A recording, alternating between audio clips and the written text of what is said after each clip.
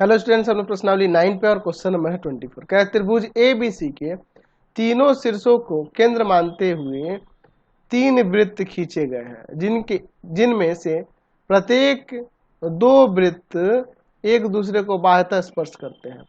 यदि त्रिभुज A B C की भुजाएं 4 सेंटीमीटर, 6 सेंटीमीटर और 8 सेंटीमीटर है, तो तीनों वृत्त की त्रिज्याएं ज्ञात करें।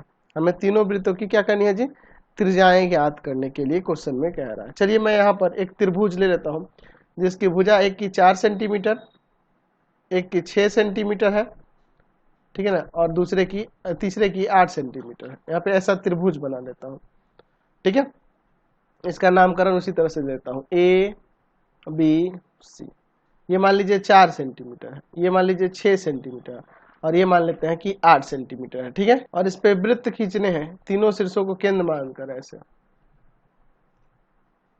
ठीक है। तीनों शीर्षों को केंद्र मानकर ऐसे वृत्त खींचने हैं, और ऐसे ये वृत्त होने चाहिए जो एक एक दूसरे को यहाँ पर, है ना, दो वृत्त एक दूसरे को स्पर्श करते हैं, ठीक है ना जी, इस तरह से, ठीक है। इस तरह से थोड़ा इधर लंबा बन जाएगा ये, ठीक है। चलिए, कुछ इस तरह के ये वृत्त हैं, इधर आगे इसको ले जाएंगे ऐसे, इस तरह के वृत्त हैं। तो हमें बताना है इन तीनों वृत्तों के त्रिज्याएं कितनी कितनी होंगी, ठीक है। चलिए तो यहाँ पे लिख लेते हैं क्या जी कि त्रिभुज ए बी सी के तीनों शीर्षों को तीनों शीर्षों को केंद्र मानकर खींचे गए वृत्तों की त्रिज्याएं क्रमशः R1, R2 तथा R3 है, ऐसा हम लोग मान लेते हैं। यानी कि ये वाला, इसकी त्रिज्या R1 है, इसकी त्रिज्या R2 है और इसकी त्रिज्या R3 है ना। तो यहाँ पर देखिए अब क्या होता है, ये R3 है तो इधर वाला R3 होगा, ये R1 है तो इधर वाला R1 होगा, त्रिज्या ही है जी। R2 है तो ये R2 होगा, ठीक है। चलिए तो यहाँ क्वेश्चन के अकॉर्डिंग देखो तो R1 प्लस R2 का मान हो जाएगा 4 सेंटीमीटर, R2 प्लस R3 का मान हो जाएगा यहाँ पर 8 सेंटीमीटर, और R1 प्लस R3 का मान हो जाएगा यहाँ पर कितना? 6 सेंटीमीटर। समीकरण 1, समीकरण 2, समीकरण 3, ठीक है। यहां देखिए हम लोग क्या करते हैं, समीकरण 1 तथा 2 को जोड़कर समीकरण 3 को घटा देंगे। पहले इसका इतना पहले निकाल लेते हैं, नहीं तो फिर गड़बड़ कर देते। जोड़कर इसी में लिख दें, तथा समीकरण 3 को घटाने पर देखिए, यानी कि R1 प्लस R2 प्लस में R2 प्लस का R3 और माइनस में R1 प्लस का R3, ठीक है।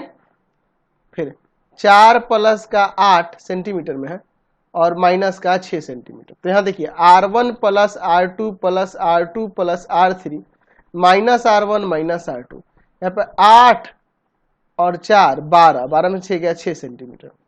चलिए अब इसके बाद देखिए, यहाँ R1 से R1 कैंसिल है ना जी, ये R3 है, R3 से R3 कैंसिल, तो यहाँ 2R2 इक्वल टू में हो जाएगा 6 सेंटीमीटर, ये जाएगा भाग में, तो R2 का मान यहाँ से आ जाएगा 3 सेंटीमीटर, R2 3 आ गया। अब देखिए, चूंकि हमारे पास R1 प्लस R2 4 सेंटीमीटर है, तो यहाँ पर R2 का वैल्यू रख सकते हैं 3 सेंटीमीटर, ये जाके अब उधर घट जाएगा, तो R1 का मान आ जाएगा 1 सेंटीमीटर। अच्छा, चूंकि हमारे पास R1 प्लस का R3 है 6 सेंटीमीटर, तो R1 का मान यहाँ पे 1 सेंटीमीटर रख दो, तो यहाँ से R3 का मान आ जाएगा, ये जाके उधर घट जाएगा, R3 का मान आ जाएगा यहाँ पे 5 सेंटीमीटर। यहाँ से लिख सकते हैं, अतः त्रिज्याएं क्या हो जा रही हैं जी? त्रिज्याएं एक हो जा रहा है 1 सेंटीमीटर, फिर 3 सेंटीमीटर तथा 5 सेंटीमीटर, ठीक है। ये हमने यहाँ पर निकाल दिया, 1, 3 और 5 सेंटीमीटर आ गई। नेक्स्ट क्वेश्चन देखिए 25 नंबर, समकोण त्रिभुज ABC के अंदर में एक वृत्त जिसका केंद्र O है, देख लीजिए खींचा हुआ है, जो त्रिभुज की तीनों भुजाओं को स्पर्श करता है, तीनों भुजाओं को स्पर्श करता है। यदि BC बराबर में 15 सेंटीमीटर, BC कितना है 15 सेंटीमीटर, और AC बराबर में 17 सेंटीमीटर, तो वृत्त की त्रिज्या x है, तो x का मान ज्ञात करना। तो चलिए ये भी x हो जाएगा, ये भी x हो जाएगा। यहाँ पे मान लीजिए यहाँ पर ये P ले लेते हैं, यहाँ Q ले लेते हैं और ये R ले लेते हैं। ठीक है, अब इसके बाद देखिए क्या होगा। हम लोग यहाँ पे देखते हैं त्रिभुज दिया क्या है, त्रिभुज ABC में है ना, ABC में O केंद्र वाला एक वृत्त है जो त्रिभुज की तीनों भुजाओं को स्पर्श करता है, तीनों भुजाओं को स्पर्श करता है, स्पर्श करता है। और इस त्रिभुज में एंगल B जो है समकोण दिया है, BC बराबर में 15 सेंटीमीटर, AC बराबर में 17 सेंटीमीटर। तो ज्ञात करना है, तो ज्ञात करना है वृत्त की त्रिज्या, वृत्त की त्रिज्या जिसे हमने x माना हुआ है इस फिगर में। चलिए इसमें थोड़ी सी रचना करेंगे। रचना में क्या किया जाएगा यहाँ पर, तो रचना में हम ना देखो चित्र में मैं क्या कर रहा हूँ, या O से A को, O से B को और O से C को मिला देता हूँ। ठीक है, इसको चाहो तो डॉटेड कर दो, क्योंकि रचना है तो इसको डॉटेड रखोगे तो अच्छा रहेगा। चलिए ये रचना हो गई। ठीक है, रचना में क्या लिखेंगे, OA, OB तथा OC को मिलाया। ठीक है, यही काम किए हैं। चलिए अब इसके बाद हम लोग इसका हल देखते हैं। यहाँ पर त्रिभुज ABC में जब एंगल B 90 डिग्री का दिया हुआ है, तो आप यहाँ AB square plus BC square बराबर में AC स्क्वायर नहीं लिख सकते हो पाइथागोरस से, पाइथागोरस प्रमेय से। चलिए आगे सॉल्व करते हैं। यहाँ पर AB स्क्वायर प्लस में BC यानी कि 5 का कितना था जी, 15 था ना जी, 15 का स्क्वायर, और इधर ये कितना था 17 का स्क्वायर।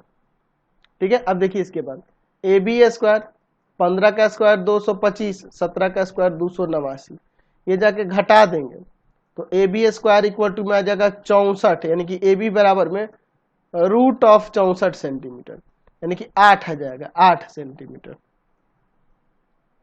यहां पर इस त्रिभुज की क्षेत्रफल की बात करें, त्रिभुज ABC का क्षेत्रफल अगर देखा जाए तो हो जाएगा 1/2 आधार BC और ऊंचाई में AB आप लिख सकते हैं, कोई दिक्कत नहीं। चलिए तो यहाँ पे रखते हैं वैल्यू को, यहाँ पे हो जाएगा 1/2 BC है आपके पास 15 और ये है 8 सेंटीमीटर स्क्वायर, कट जाएगा यहाँ पे 4 बनो, 15 चौका 60 सेंटीमीटर स्क्वायर। त्रिभुज ABC का क्षेत्रफल है, त्रिभुज ABC का क्षेत्रफल।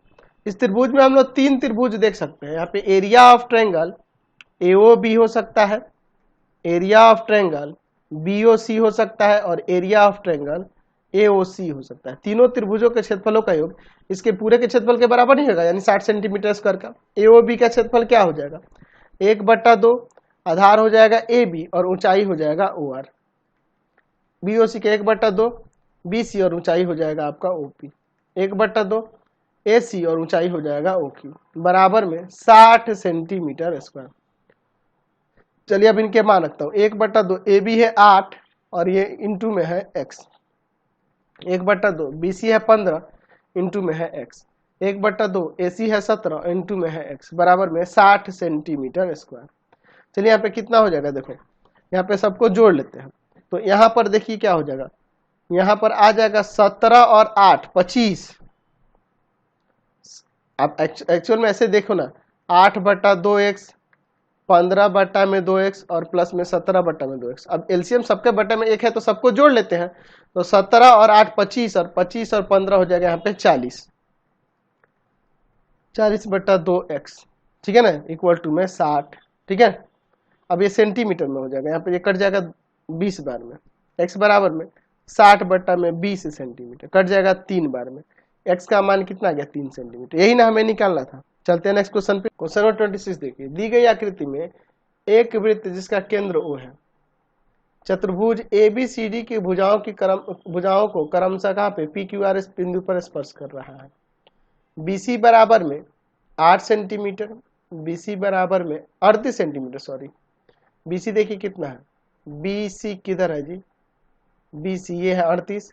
QB देखिए QB दिया है आपके पास 27 है। फिगर को थोड़ा नीचे कर इसको बड़ा कर लेते हैं, ठीक है ना जी, समझने के लिए यहाँ पे ले लेते हैं। चलिए देखिए, ये है 38 सेंटीमीटर BC, ठीक है।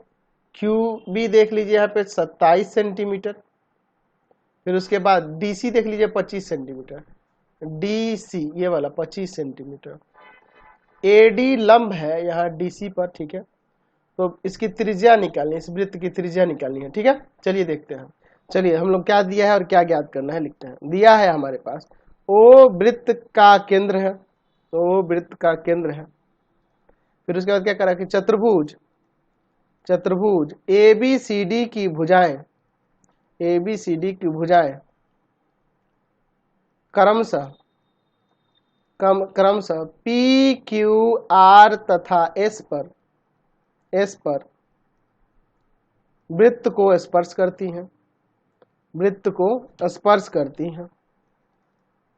करती हैं। क्या दिया है, BC बराबर में 38 सेंटीमीटर है ना, QB बराबर में 27 सेंटीमीटर, DC बराबर में 25 सेंटीमीटर, और कह रहा है कि AD लंब है BC पर, ठीक है। तो ज्ञात करना है किसकी, वृत्त की त्रिज्या निकालनी है। इस वृत्त की त्रिज्या क्या होगी, यही हमें फाइंड करना है, वृत्त की त्रिज्या निकालनी है, ठीक है। अब इसका हल देखिए, यहाँ पर देखो तो OP लंब होगा AD पर, OS लंब होगा DC पर। क्यों, क्योंकि हम लोग जानते हैं कि वृत्त की स्पर्श रेखा के स्पर्श बिंदु पर खींची गई त्रिज्या लंब होती है, ठीक है। ऐसा हम लोग लिख सकते हैं। और चूंकि यहाँ पर दिया है कि AD भी लंब है DC पर, ठीक है, और यहाँ OP बराबर में OS होगा, एक ही वृत्त की त्रिज्या है, तो यहाँ से ये वर्ग नहीं हो जाएगा जी, इसलिए PDSO एक वर्ग है। तो वर्ग है तो इसकी प्रत्येक भुजा बराबर होगी, तो कोई भी भुजा निकाल देंगे तो हो जाएगा कि नहीं, ठीक है। चलिए तो आगे हम लोग इसमें देखते हैं। वर्ग दिखा दी ना। अब इसके बाद देखिए, हम जानते हैं कि वृत्त के बाह्य बिंदु से खींची गई स्पर्श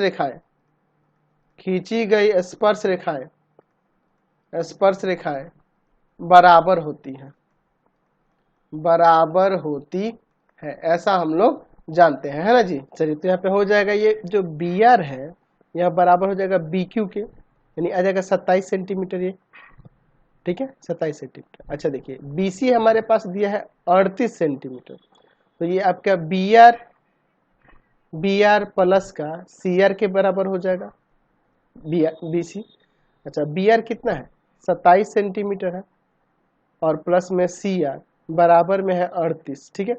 ये जाके घट जाएगा, तो CR बराबर ये जाके घटेगा तो कितना हो जाएगा, कितना आ जाएगा जी, 11 सेंटीमीटर हो जाएगा। तो क्या हो जाएगा, अब ये CR जब आ गया तो यहाँ से CS जो होगा CR के बराबर होगा, यानी कि 11 सेंटीमीटर हो जाएगा। अच्छा, अब देखिए DC बराबर में है 25 सेंटीमीटर, तो DC को हम लोग DS और प्लस का CS लिख सकते हैं, बराबर 25 सेंटीमीटर। तो DS और प्लस का CS को यहाँ 11 लिख दो और बराबर में 25, ये जाके उधर घट जाएगा, तो यहाँ से DS कितना आ जाएगा, यहाँ पर आ जाएगा 14 सेंटीमीटर। तो एक्चुअल में यहाँ वृत्त की त्रिज्या जो होगी वो आपका OS हो जाएगा कि नहीं, और OS DS के बराबर होगा, यानी कि ये 14 सेंटीमीटर हो जाएगा। क्यों, क्योंकि आपका ऊपर जो PDSO था एक वर्ग है ना जी, ऊपर हमने, तो वर्ग की प्रत्येक भुजा बराबर होती है, इसलिए हो जाएगा, तो यानी कि त्रिज्या आ जाएगी 14 सेंटीमीटर। चलिए नेक्स्ट क्वेश्चन देखिए 27 नंबर। दी गई आकृति में AB वृत्त का व्यास है, तथा AB बराबर में यहाँ पे 5 सेंटीमीटर दिया है। AB कितना है, 5 सेंटीमीटर दिया है। यदि ओ वृत्त का केंद्र है और यहाँ पर स्पर्श रेखा AT 12 सेंटीमीटर है, ये 12 सेंटीमीटर है, ठीक है।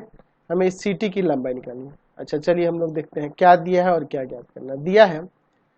AB वृत्त का व्यास है, AB वृत्त का व्यास है तथा AB की लंबाई यहाँ पर 5 सेंटीमीटर दी है।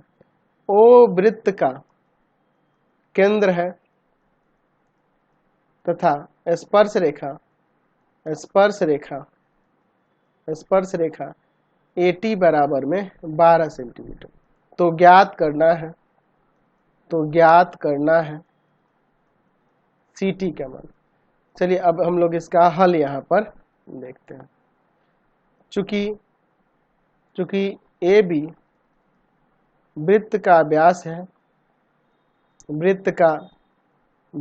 है, ठीक है, वृत्त का व्यास है तथा AT स्पर्श रेखा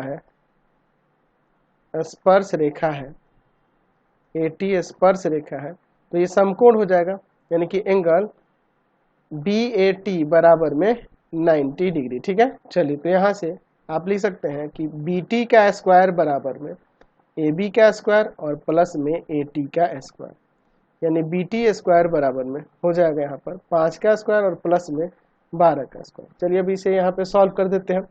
तो BT स्क्वायर बराबर 25 और प्लस का 144, ठीक है। चलिए तो यहाँ पे BT स्क्वायर इक्वल टू में 169 होगा, यानी कि यहाँ से BT बराबर में आ जाएगा √169 सेंटीमीटर, यानी कि ये 13 सेंटीमीटर आ जाएगा। BT आपका 13 सेंटीमीटर हो गया, समझ गए ना, BT 13 सेंटीमीटर। अब चलिए ये जो आप देख रहे हैं यहाँ पे लिख सकते हैं 13 सेंटीमीटर था ना, हम लिख सकते हैं कि हम जानते हैं कि वृत्त का व्यास वृत्त पर समकोण बनाता है,